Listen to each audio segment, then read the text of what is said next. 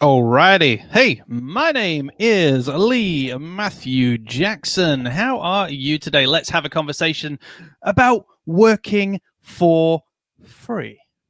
Are you working for free? What I want to do today is have a bit of an open conversation. I would love for you to hit me up in the comments and let me know if you are experiencing any of these in your agency life. I'm going to talk through a few that I have experienced and I've seen other people experience. I'm going to shoot the breeze with you on how we might be able to change the behavior. And I would love to hear from you what are the ways you may be falling into the traps of working for free, and or how you are getting out of that rut. So before we do that, I want to just let a few more people know that I am live.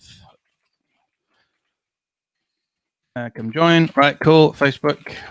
Right. All right. We've let everybody know. So let's have that conversation. Now, the first way that you could be working for free in your business is pitching.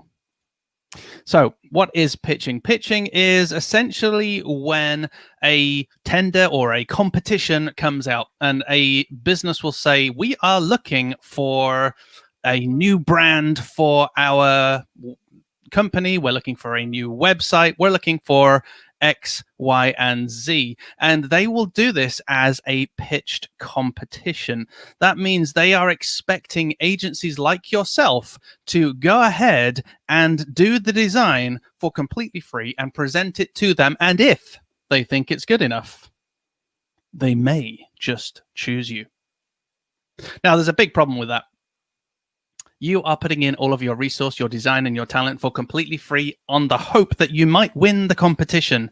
And this is how our old agency many, many years ago operated.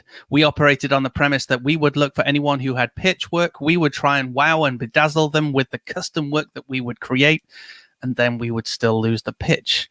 Often we would lose the pitch because of the price that we had put alongside our design, or we would lose the pitch because the pitch was only a process that people went through because they had to go through the process, but they already really knew which design agency they were going to connect with. And that really, really sucked. So we would spend hours bleeding time on our pitch work. It was awful. What was happening as well is because we were losing pitches predominantly for the same reasons of price, or they already knew who they really wanted to go with, the cost of entry was slowly dropping. We were realizing that we'd gone from going to pitches where we were pitching for work based at, say, 10, 20,000. We were now pitching on $5,000 jobs and $2,000 jobs, which is ridiculous. We were putting in maybe 3, 4, 5 days worth of work, maybe across 2 or 3 different designers, just to try and win a few grand. And very often we would lose again for those reasons. Maybe it was price, a race to the bottom. Maybe again, it was based on they already knew who they were going to pick. And also, I'll be honest, as we were starting to pitch lower and lower, maybe it was because what we were putting across was absolutely diabolical and crap. I wouldn't say that, but maybe it wasn't as good because we were having to try and do our best with the little time and the resource that we had. So we were starting to cut corners and pitching as best as we could. Apparently you like the side profile then, Matt. Hey, how's that looking? So that's pitching. Are you pitching? I would be very interested to know if you are in a pitch process. We've been able to take ourselves right out of that pitch process, and we've produced something called a creds document.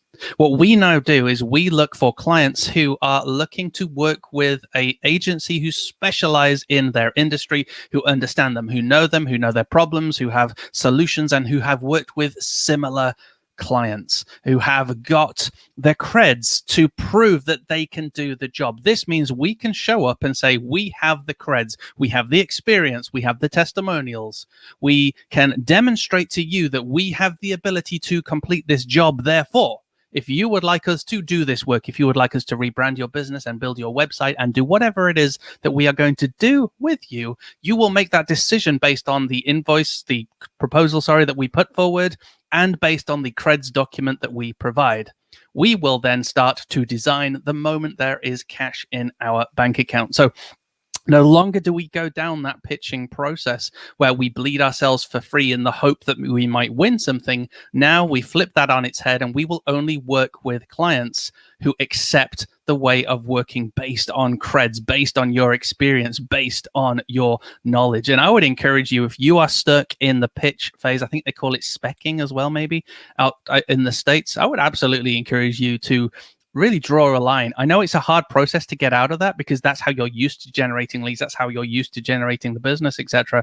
But for us, it was a self-fulfilling prophecy. We were getting worse and worse. The quality that we were putting out was getting worse and worse because we were trying to win as many pitches as we possibly could because we were now going in too low, and it was just ridiculous. So we were doing lots and lots of works for free.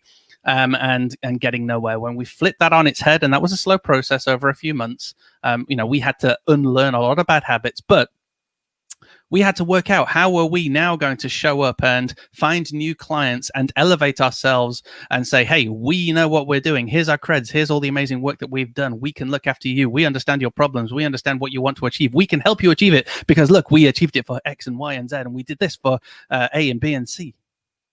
Once we got into that language, once we understood that, we were able to increase our prices. We were able to find clients who wanted to work with us like that instead of us pitching for work. It's the same with tenders instead of us going down the tender line. And I understand tenders in some businesses are worth it, and that's a good marketing cost, and I get it. And I also get that pitching in certain businesses and certain industries, when the price is right, is classed as a marketing cost, and I also get that. But let's face it, for all of us everyday folk who don't want to spend their lives working their ass off and not getting paid, you probably want to avoid pitching, and I would recommend you absolutely avoid pitching in my experience. But if it's working for you, please do let me know in the comments. Right, pitching, I have gone on for ages. Next one is consulting. You're probably doing absolutely shed tons of consulting for absolutely free. And can we just stop a minute? If you are watching right now, I know there are 16 people at least watching this, and you're all silent. Can I get an amen so that I know you're not all fast asleep as I preach?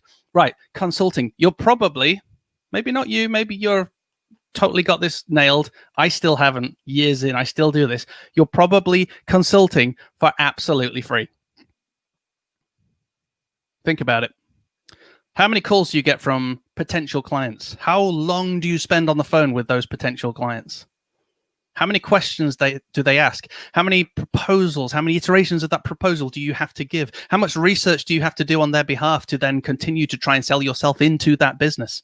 How much work are you doing for absolutely free for a potential client? I get it. It's a marketing cost. There is a marketing expense, and you do need to put in some work and some effort to win a client, but there is also a line.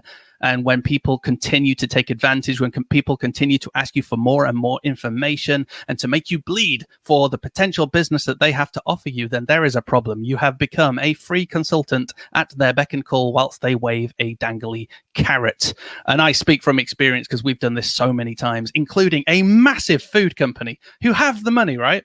This was awful. They approach us. They say, right, we want a social media marketing strategy. This is when Facebook and social media marketing was brand new. We came up with some incredible ideas. We put forward a document saying, this is all the stuff that we can do for you. We're going to do pop-up stands. We can do this in supermarkets. We can do this over there. We can do this on social media.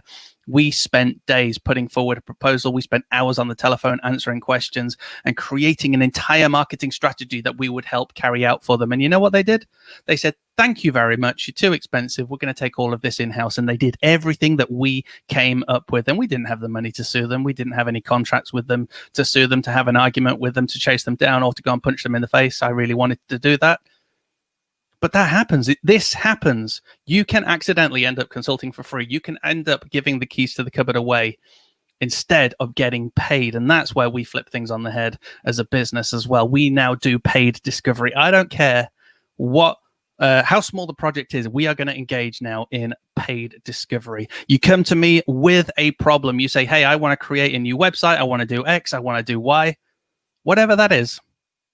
Let's go through some paid discovery process. At this point, I should probably be pitching that we do have the the project discovery blueprint that will be available from the 1st of October, and that's on a pre-sale right now. So I'm going to come back in later and ping the link to that, unless somebody watching wants to be a dear sweetheart and ping a link to my discovery blueprint in the comments as we talk. But what we do is we will have an initial conversation with the client. We will do some initial discovery, maybe an hour of conversation to understand what their needs are. But then we will put forward a proposal which includes maybe a day, maybe several days of in-depth discovery where we will reverse brief to them all of what they need. That includes the problems that they have and the potential solutions that they can engage with. What this ensures is that we get paid for the time that we spend in producing a proposal for them. You have to remember that clients don't understand necessarily what they want or how to formulate the solution that they need. They are coming to you with that, and that is valuable information.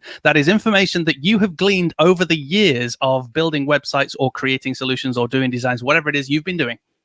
You have that experience, and that is of value and is of worth. And we always pitch this to our clients as, hey, Mr. or Mrs. Client, we get that you don't necessarily have the technical knowledge to unpack what you need or to decide on what solution you need. Therefore, let's go through this paid discovery process where we will get to the absolute bottom line of what you need. We will present to you a reverse brief telling you what your problems are and what your solutions are going to be.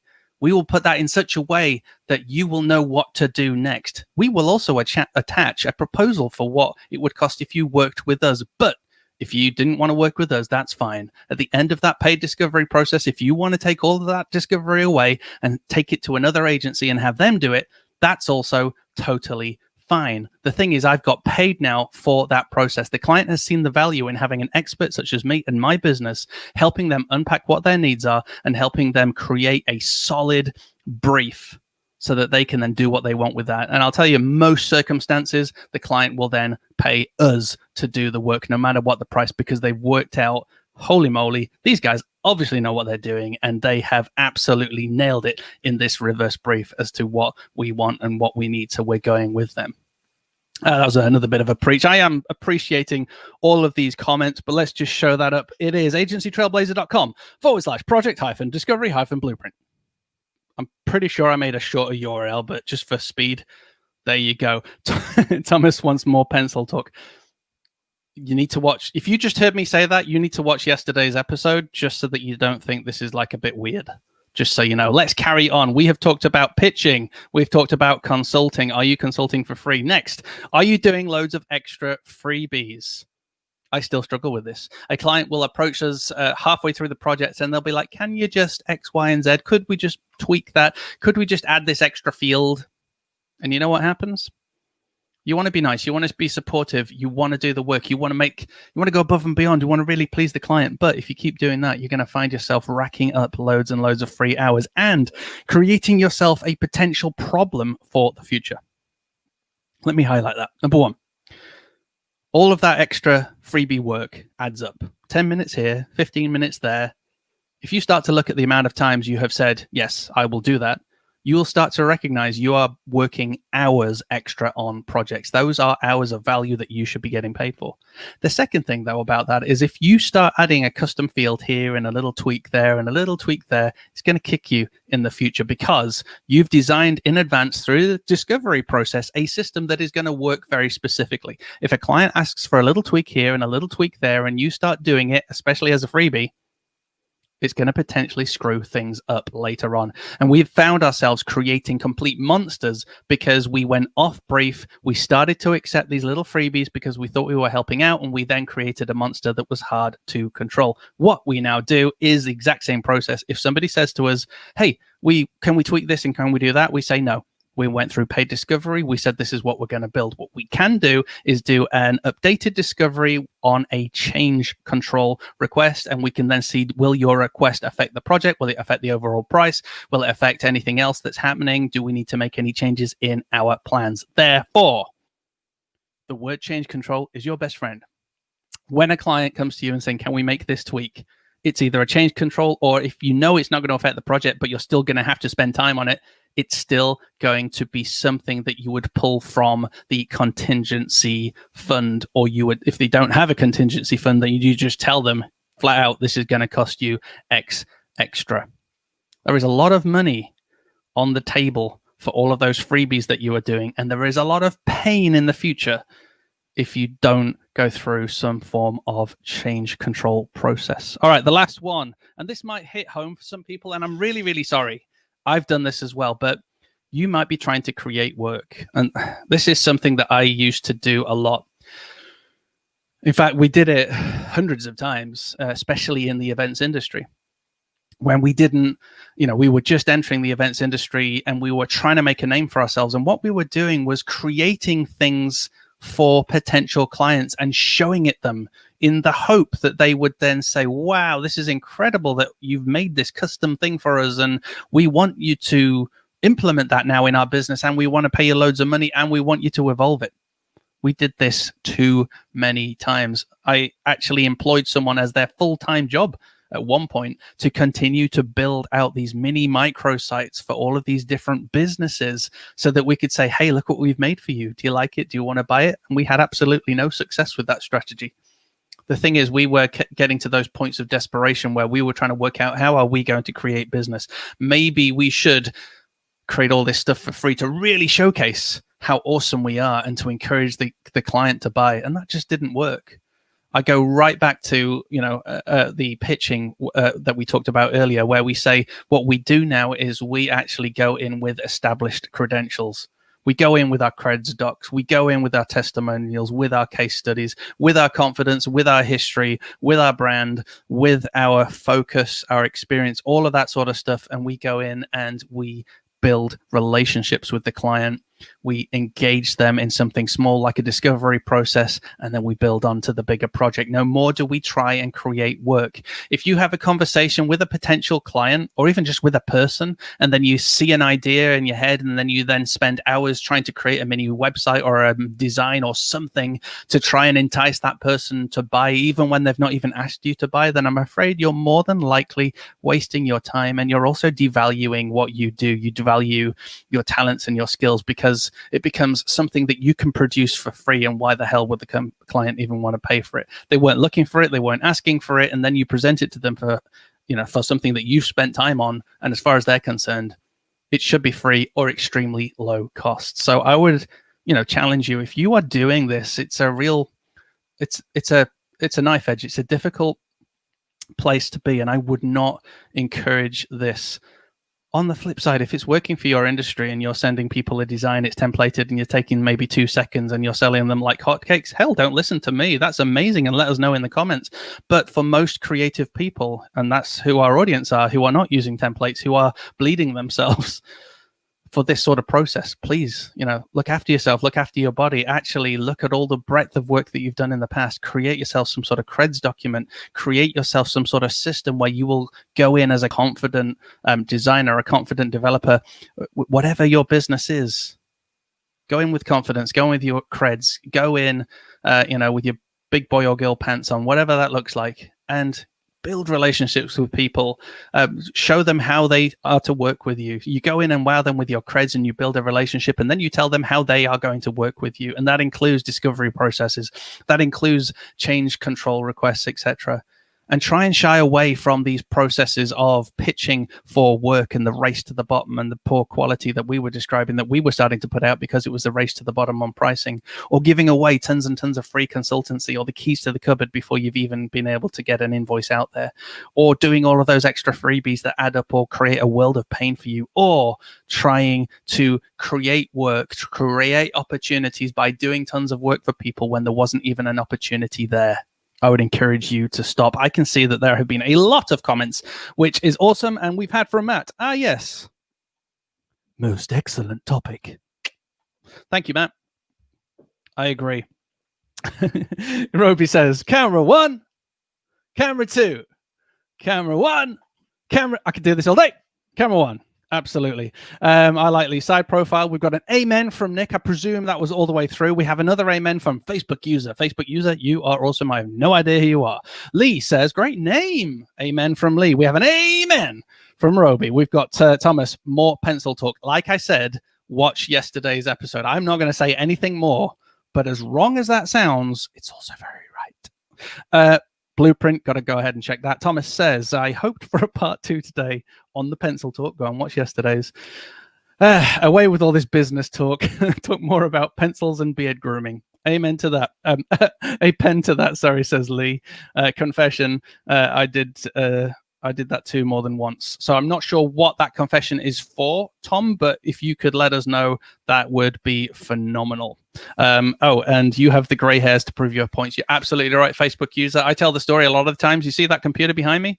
That's from the 90s. It's an amazing machine. But I remember leaning on that table, crying my eyes out one night because I was exhausted. We were doing work for 500 quid, and I was the director of a business with tons and tons of employees. And I had spent 3 weeks of my own time trying to make this particular project work and happen for 500 quid. It was awful, and I recognized what had happened, and I just broke down behind me. And I don't want that for people. The whole purpose of this community, the whole purpose of the Agency Trailblazer podcast, the whole purpose of the Agency Trailblazer group is to create a space where business owners, be they one person on their own, a solopreneur, or be you an agency owner with multiple team members, will want to create a business where you don't have to be stood over there crying, where you don't have to be working 18-hour days, where you don't have to be in a race to the bottom, where you don't have to be working for free. We want to create a business, all of us together as a community, and I hope I can help you as a leader to create a business that works for you, that works for your client, that works for your team, a business that allows you to spend maybe 6 to 8 hours a day, 5 days a week, if that's what you want, working, and the rest of the time doing whatever else you want. And when you are working, you're working on the things that you love, that you're freaking amazing at, and that you are changing the world. Right now, full disclosure, I am stressed out in Event Engine. A project has got very, very stressful. We're right near the end. A whole lot of information that wasn't coming all came in one point. So I was very stressed about that process. And yet, whilst bad things happen, I'm still in an agency that I love, working on projects that I love, doing the things that I love, and doing the things for the people that I love. I just freaking love my job. Yes, I'm stressed. Yes, sometimes I hate what I'm doing. Like, oh my gosh, look at this massive list of to-dos. But I'm doing what I love, and it's amazing. And I'm creating a business that allows me to take days off, to have weeks off, to have holidays, to have evenings off, to take the time off in just a few days' time. When baby's born for 2 weeks, I can just shut down and ignore everything, and everyone else will look after it. That's what the heartbeat of Agency Trailblazer is. The heartbeat of Agency Trailblazer. Build a business that you love. Build a business that earns the amount of money that you want to earn, that's going to allow you to do what you want to do and live the life that you want to lead in the house that you want to live in, and sod all of the 10x income, all of the millionaires, sod all of them. Stop giving people all of your money. If someone is asking for 500 quid a month to go onto some sort of program because they're going to transform your life, then I call bullshit. Do not go for that. Spend some time yourself. Go and listen to my episode where I tell you about the one page. This isn't you, by the way, Facebook user. Let me just hide that. This is anyone. Go and spend some time. Listen to the podcast episode where I talk about the one-page business plan, and listen to episode number 200 about transforming your agency. There is enough information in there for you to start to build a picture of the business that you want to build, that matches what you want in your life. And then you can make a decision to go and maybe do some courses with other people. That's all fine if you want to do that, which is going to help you towards your goal. But I would encourage you, stop. Ignore all these courses for a moment. Go listen to episode number 200. Go and listen to the one-page business plan that I do. In fact, I think I did a live stream on that probably. We do so many, I lose count. But go listen to that as well. Let's build a business, folks, that we love, that allows us to spend time with our family. I feel like I'm preaching. I'm going on for hours, but, can I get a few amens? Let's do the quick recap for anyone who's joined us late. We just encouraged you to stop pitching, because that is a race to the bottom, and the quality of your work is going to drop, and you're going to be making some very, very bad decisions. And I shared the story where it absolutely sucked in my life. We talked about consulting, where you might be doing tons and tons of free consultancy. And I would say stop doing that and start selling that as a discovery process. Or if it's mid-project, selling that as a change control as well, which leads on to these freebies. If you're doing all of those extra freebies, they're now change controls. You get paid for those. And you go through a mini discovery process if that change is significant, because it might affect the project. So you protect yourself. And finally, we talked about creating work. Like, don't create work. You can't see this. I've got another message going on from Nick saying Lee is making people pray on the live stream today. Amen. Sorry, last one, creating work. Don't create work for yourself by like devaluing what you do and doing stuff for free for people who don't really know you, and in the hope that you might win that business. I would say show up as you with your brand creds. Build your brand credibility documents. So build your website portfolio, whatever it needs to look like.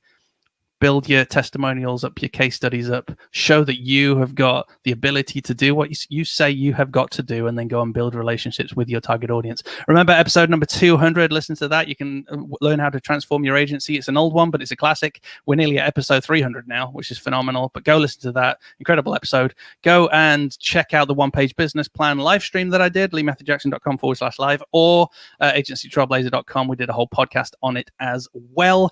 If you don't have a discovery platform of your own, as in a framework that you want to use, I would encourage you to spend just $100. That's just $100 to pre-order our discovery framework that we have used for absolutely years. Works for us, and it will work for you. On the 1st of October, the price is going up. Not significantly, but if you want to save a bit of money, it's $100 right now, and you'll get it on the 1st of October, and you can enjoy that and use that as part of your process. Folks, you're all flipping awesome. I have rambled on way longer than I anticipated. I love you all. I hope you love me too. If you don't, you know where to go. Hey, don't forget, if you can't be good, be careful.